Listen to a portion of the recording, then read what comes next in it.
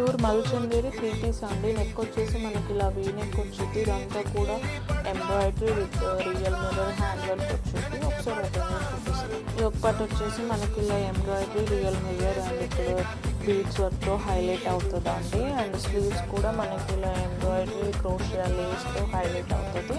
And Daman చూసుకుంటే కూడా మనకి embroidery appliqué and real mirror వర్క్తో హైలైట్ అవుతుంది. ఇది మనకి ఏలైన్ కట్ మోడల్ ఉంటుంది, బట్ ఇక్కడ సైడ్కి స్లిట్ వస్తుందండి. సైడ్ కట్ బాటమ్ వచ్చేసి మనకి డోలా సిల్క్ ఫ్యాబ్రిక్ వచ్చింది.